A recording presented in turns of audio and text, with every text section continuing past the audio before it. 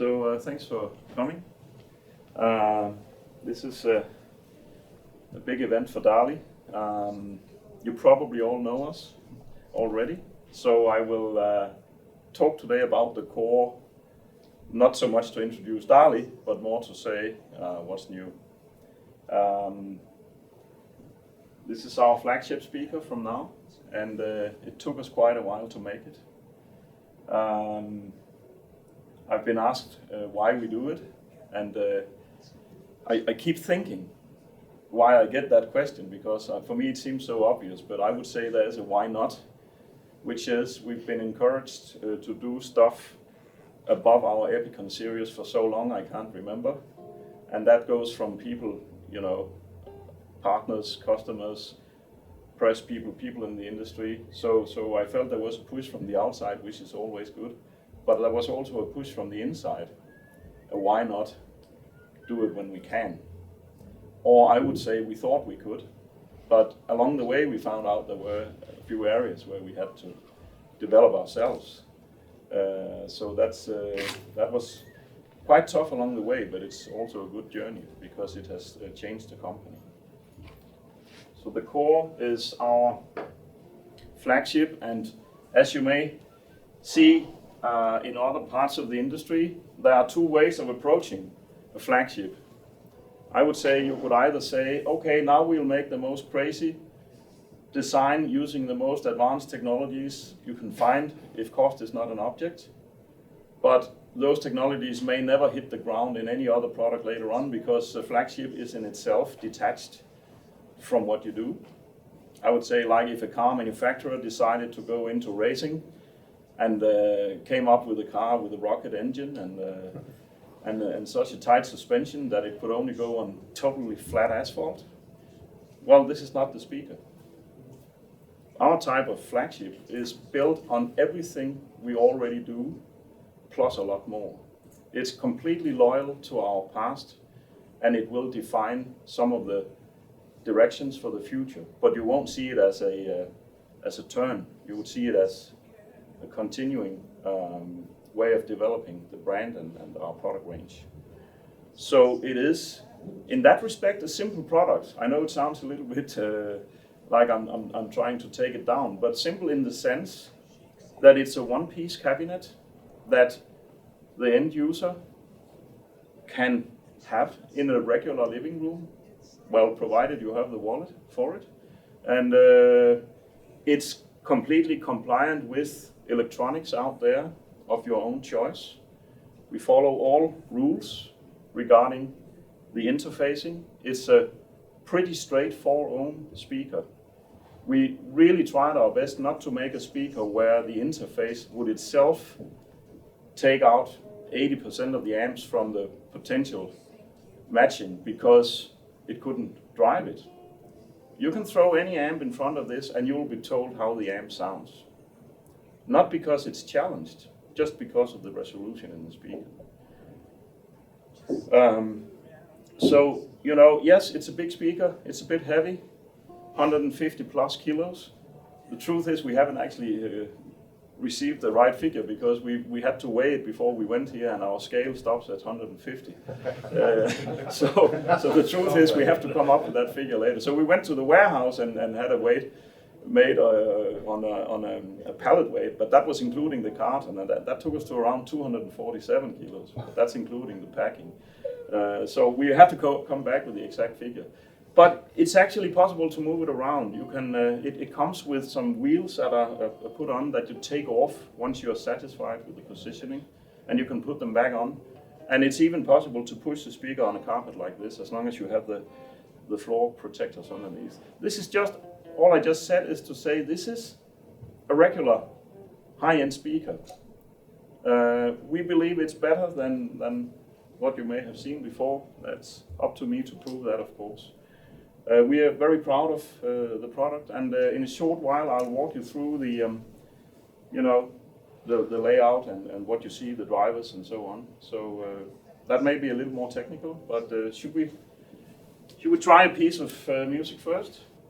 We have a layout here, and you may be familiar with the hybrid tweeter from DALI here in a completely new version.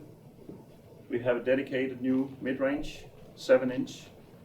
It's a mid-range that we built from scratch, so it's not like a woofer that we changed a little bit. And we have here two 11.5-inch woofers. The real new technology in this speaker is mainly in the woofers and the mid-range. But I'll start off with a hybrid tweeter because that is kind of a signature design topology from DALI. And the brilliant thing about a hybrid tweeter is that you can take the best from two worlds and merge it. We merge, so to speak, the musicality of a soft dome, and you might be, if you look at DALI over the years, we are a soft dome company, and I think that will continue.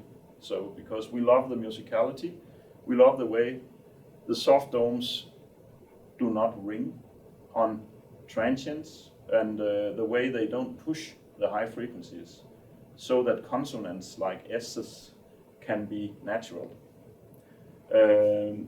This is an oversized dome, 35 millimeter.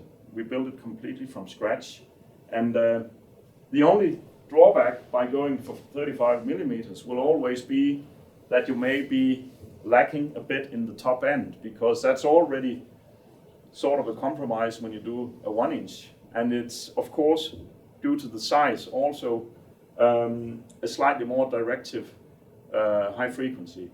But in this case, it doesn't matter at all, because that's what we have the ribbon for. So the ribbon will do all the things that may be a little bit limited on a soft dome. Everything else is a bonus when you go for a bigger dome, because you get much better power handling, much better low frequency reproduction. So we can push the crossover frequency down. We are 2 kilohertz in this speaker. That's typically at least a kilo or around a kilohertz lower than most other transitions between a mid-range and a dome. And it does it completely effortless.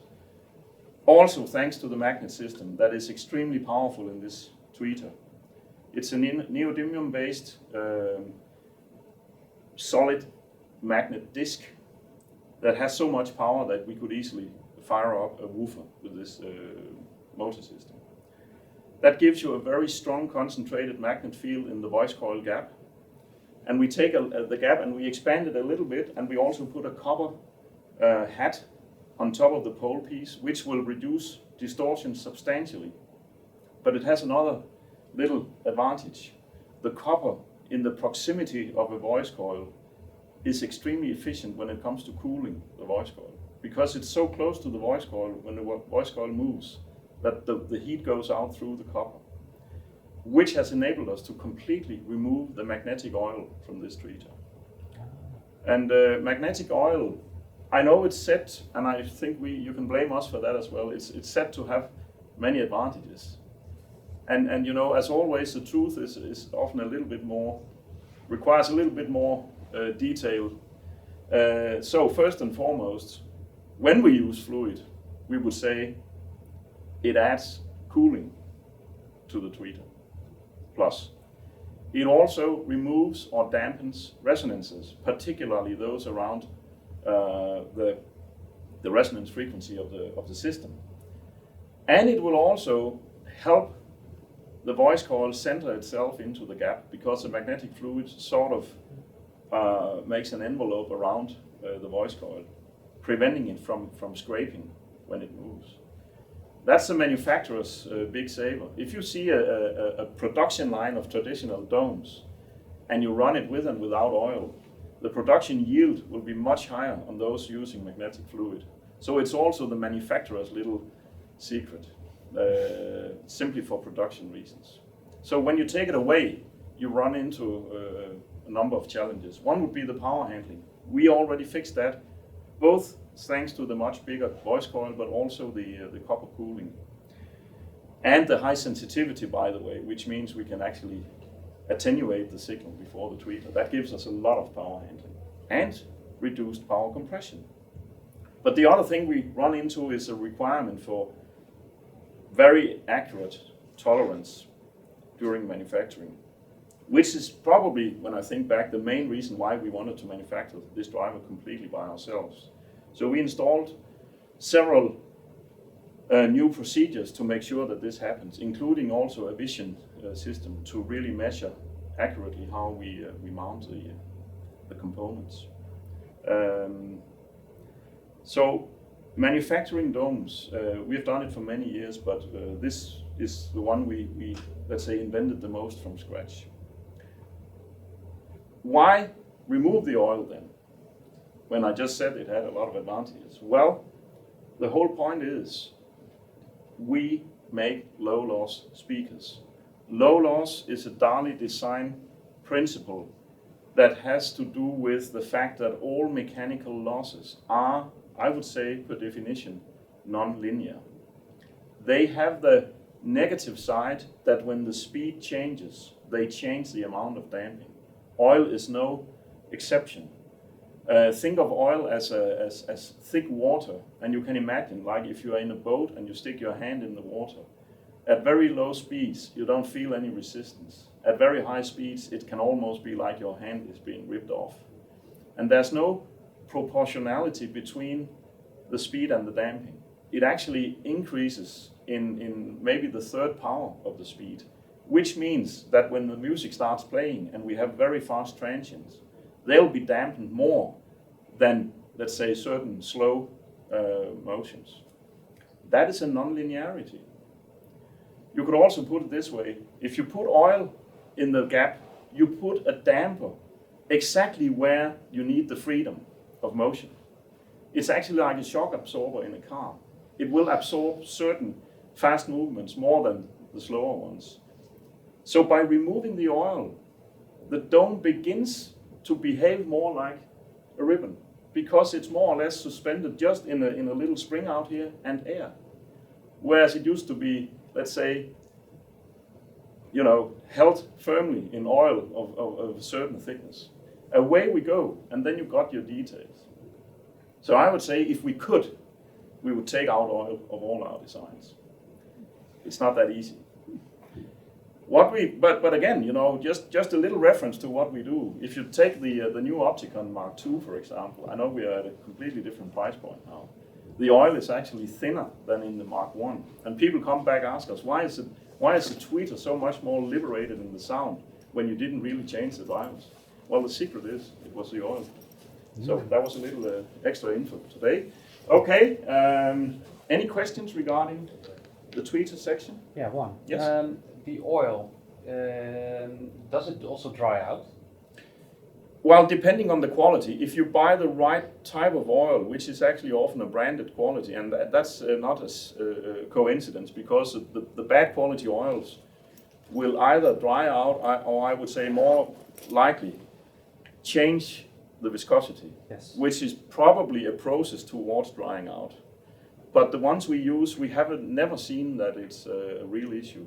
Okay. No, what you should worry about with magnetic fluid is that you don't take the thickest quality you can find, because it's the biggest problem solver in one way, but it's also the one that totally kills your sound in the tweeter. So if you go for the very thin oils, it's still acceptable. But the bad thing about the very thin oils is that they tend to splash when the driver is really pushed. So it can, at extreme transients, it can jump out of the gap and it won't come back again. So, there's a lot of optimization to be done regarding that. But bad quality oils, you're right. Those that some companies try to sell just to undercut price, they'll do more harm than good. Yeah. I have another question. Yes? The ribbon and the tweeter, soft dome tweeter, do they get the same signal? So the same amount of energy? No, there is a crossover, a very gentle crossover handling. Not so much just the frequencies, but also the time. It's also a time alignment. It's a very delicate area to make crossovers, and I won't say that that it can be. Well, we have done it for so many years that for us it was kind of the first. We were so skeptic when we began doing it that we found out that the way to fix it was using some different handles than we thought. And there's a lot of experience behind how we tune it. I think I haven't, honestly, to this day, I have never heard any person in the world complaining that we don't have integration between those two. So I would say that's our signature craftsmanship behind making the use of hybrid, because it can go really wrong if you don't know what you're doing. We're talking about so small wavelengths that if you mess around with phase and so on, you better not use a magnetostat. It can do more harm than good. Thank you. Oh, by the way, a last important thing about this is, of course, that with a big dome and a very narrow, I call it ribbon, it's actually a planar magnetostatic tweeter. With a narrow width, it's about 12 millimeters, half an inch. You get a dispersion in the horizontal plane that you will never get from any tweeter. Or you should use a tweeter at 12 millimeters width. That would be a tweeter so small that it wouldn't be any good at lower treble frequencies. So that combination saves us and gives us this very wide dispersion, meaning where you're sitting, even though you're actually at a very extreme off-axis angle, you will still have complete imaging without turning in the speaker. Keep that in mind. I hope you felt this transparency, the imaging, the tweeter section not pushing anything, but still having the extreme clarity, which is, of course, also thanks to other drivers than just the hybrid tweeter. So let's move to the mid-range. Now it may become a little more complicated, but I hope I can wrap it up at the end so that the picture gets clear. But let's take the easy part first. What you see is a driver that you may be familiar with when it comes to the color and the texture of the cone. It's a wood fiber, as DALI like them to be. And I know there is a lot of rocket science in this industry regarding sophisticated cone materials. And I have deep respect for that. The problem is we think, personally, we haven't really found anything better than this when the whole picture has to be drawn, and that is the combination of agility, lightweight, stiffness, internal damping, not too much, not too little, wide-banded reproduction where the resonances don't explode at one particular frequency, but those that will inevitably be there are spread over a wide range of frequencies. Call it compromise, I call it optimization, but you can go for any material and you can improve some properties that we have in this material, but three others may go wrong at the same time. So we like the balance of these virtues I just mentioned. There is a little change here compared to what we've done before, and that's I don't know if you see it from there, but it's like a pattern that is embossed in a tool in the cone. And it's a small change, but it adds a little bit of stiffness and structure to the cone. It may also break up some of these resonances that like to travel around in a round design where there is a little bit of regularity if you look at it from a radius perspective, but you kind of break those modes. A little delicate change that does a little improvement, but the best thing about this improvement is that it doesn't add any weight. And that's essential in a mid-range, that you have low moving mass and a monster motor that will make your acceleration in the driver as fast as possible, because this driver moves fast. A good mid-range is basically what you need in a speaker if the bandwidth is big enough. I saw in the brand book that I, for some reason, was quoting for saying that it's all about mid-range. And I think, okay, to defend that, I would say, yes, if your mid-range is good and the coherency is there, it's only about the bandwidth. This is also a mid-range, if you look at it that way. If the mid-range in a woofer, the mid-range reproduction doesn't work, you will never get coherency. So this also belongs to the mid-range group. It just goes deeper. It's a way of looking at it, but I think one of our trademarks is the clarity in the mid-range, and that's because we don't see a speaker as a woofer and a tweeter, and then we hope they will cooperate. No, we think of sound as something that begins in the mid-range and then it extends. That's, if you don't have that thinking, you have to struggle with coherency, because it's like a puzzle where the bits don't fit together. You know what I mean?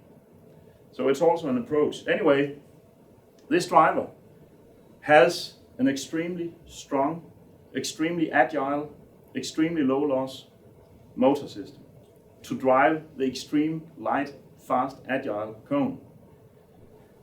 It's a 1.5 inch voice coil, but it's special in the sense that it uses a new principle from our side, which is having actually 2 motor systems or 2 coils wound on the same voice coil former.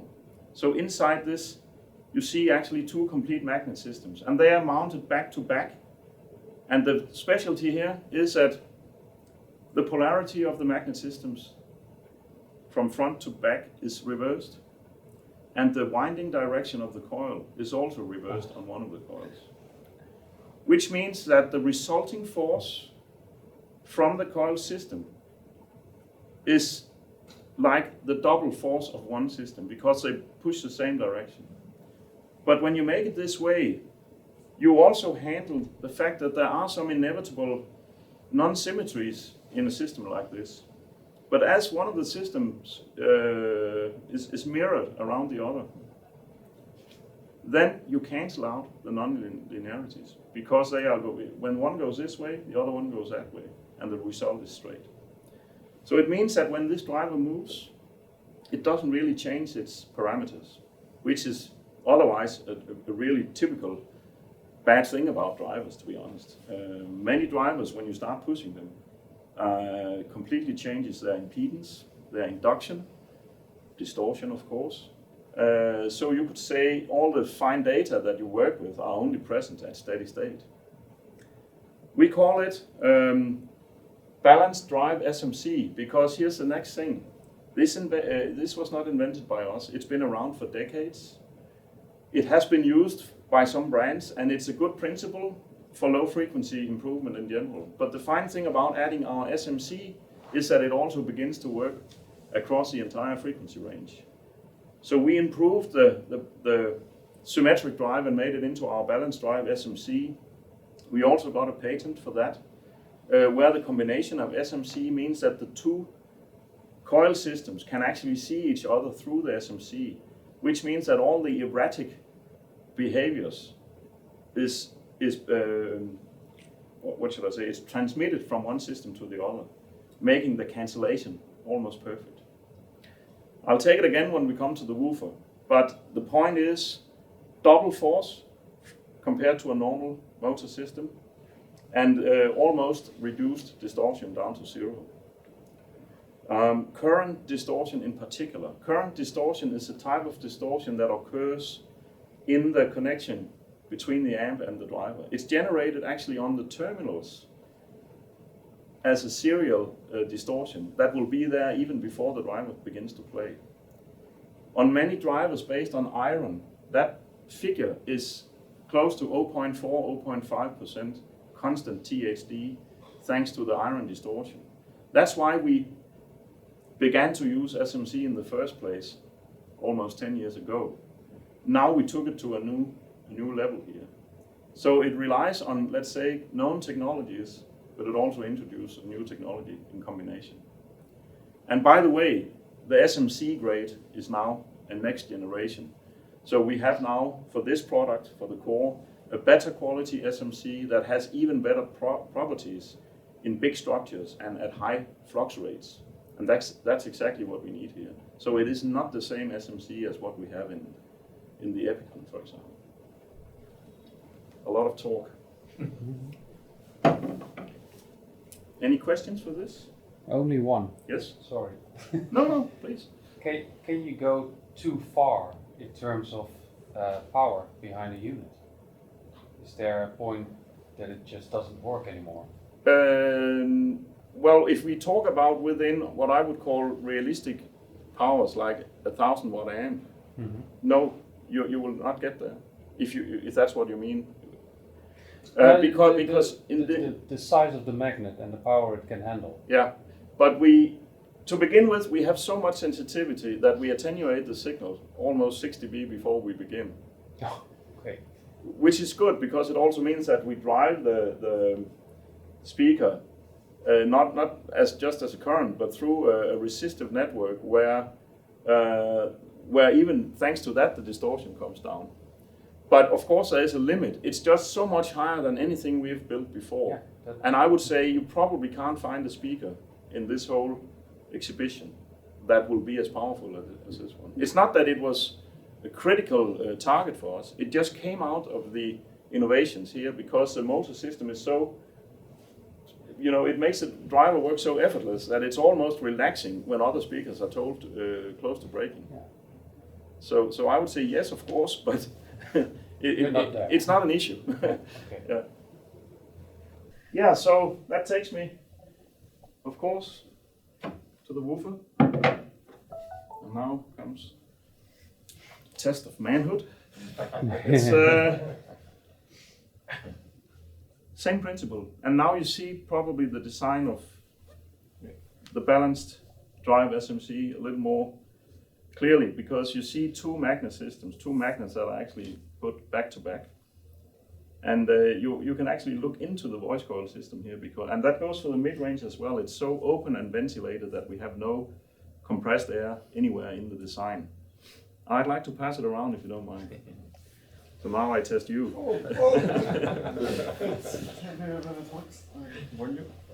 And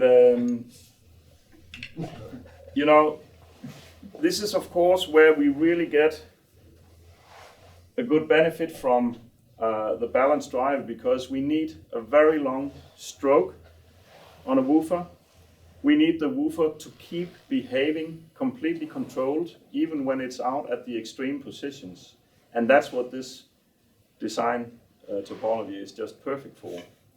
What we get is, of course, a very long and very linear BL curve. That means the magnet force that drives the driver is not changing when the driver is moving. We also get double force. You heard that already for the mid-range. We get a cancellation of distortion that is much more difficult to obtain in woofers than in other drivers, because in the woofer you have to handle the fact that it's actually never at rest. Current distortion extremely low, harmonic distortion is low, and the effortless way of handling the lower octaves is actually the real feature of this design, because you can always talk about how deep does the speaker go. And you can see a lot of nice paper specs out there in the world. And we're at around 25, 26 hertz with a port tuning of 22. But when we say that you perceive it as an extra octave, it's not so much because of the specs, it's because it's actually able to play it, also at a rather high level. If you don't mind, I'll try to show that to you a little bit later. But it's all about, of course, a purity in the bass, because, as I said, the bass also belongs, at least part of it, to the mid-range group. We have a crossover frequency here just below 400 hertz, which is much higher than many loudspeaker designers prefer. And I think it's because they like to see the woofer as kind of a subwoofer that's built into the speaker. We would never design a speaker like that. We would consider it a driver that has enough bandwidth in the upper end so that it can assist the mid-range. But it's not only assisting the mid-range, it's actually playing mid-range. Because when I say 400 hertz, we have a frequency of crossing over where you will see the woofer do most of the fundamental tones in instruments and voices. That's where it goes on. And it means that this speaker also has an obligation to behave well in the upper roll-off. And there you see the wood fiber again. This time we don't make this embossment, but what we did is actually, because we like this structure so much, because it's so light, so stiff and so on, we ran into one problem. For the woofer section, it's actually a little bit too weak. It has to work with a lot of air pressure behind it. A lot of force, by the way, you can see it.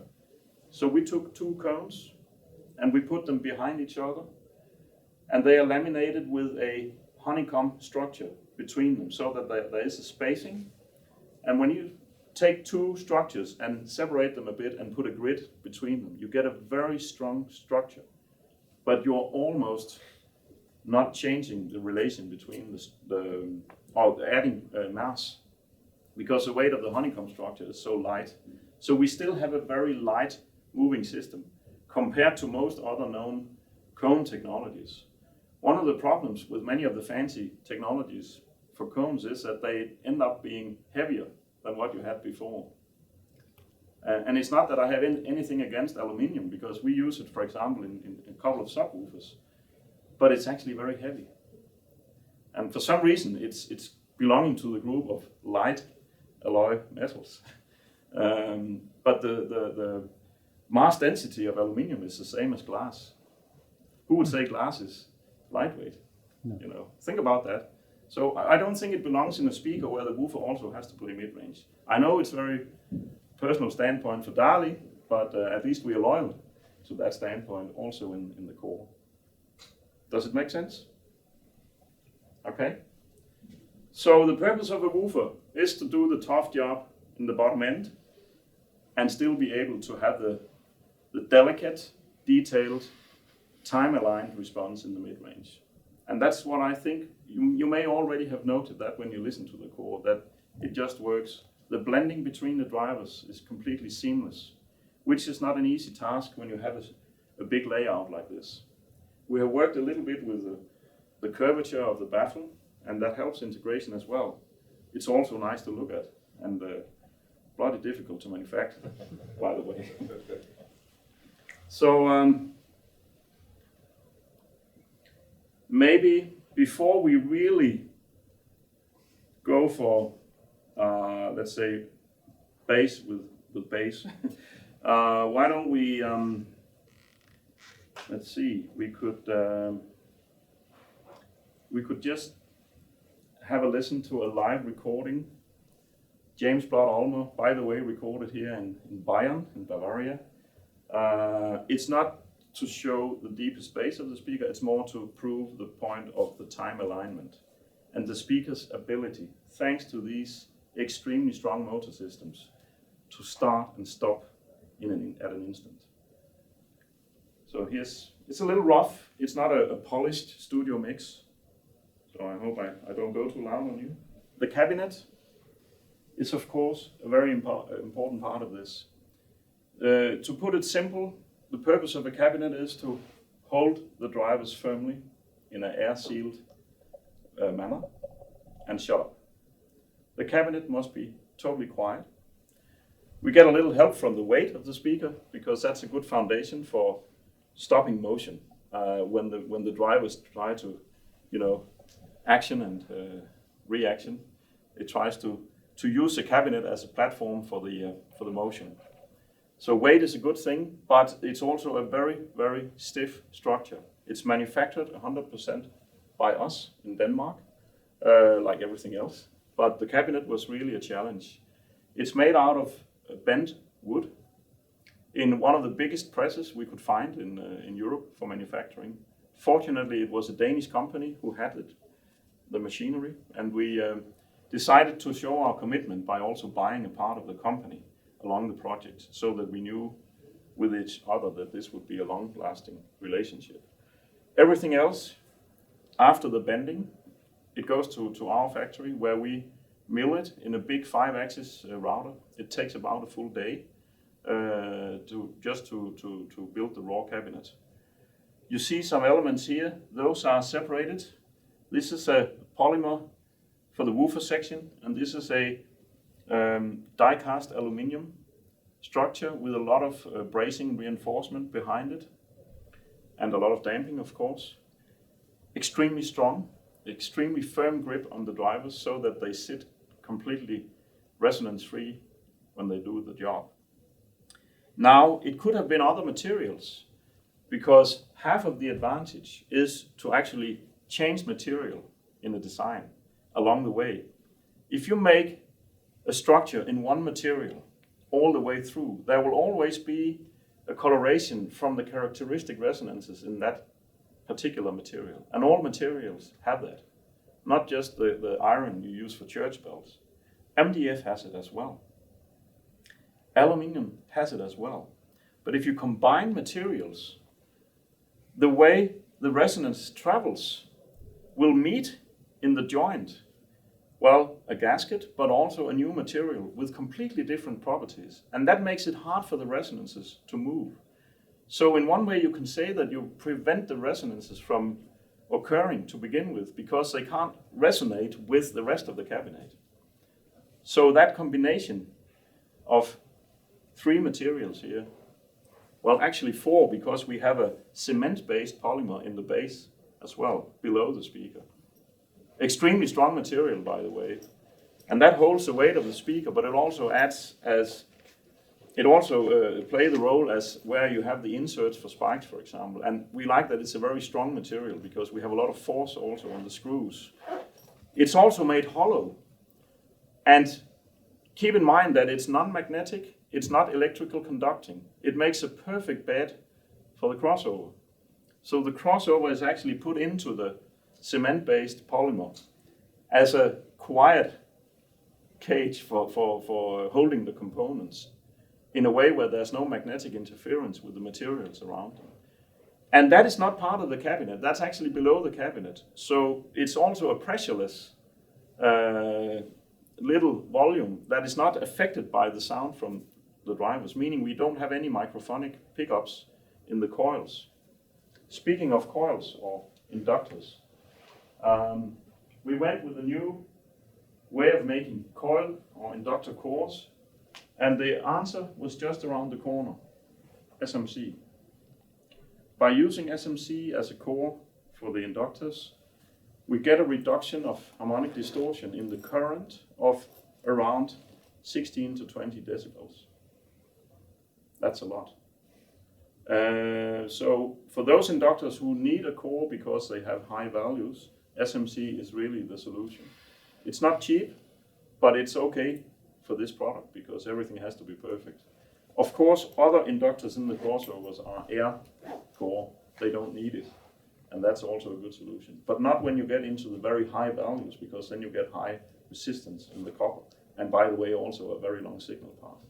So here's the solution, SMC.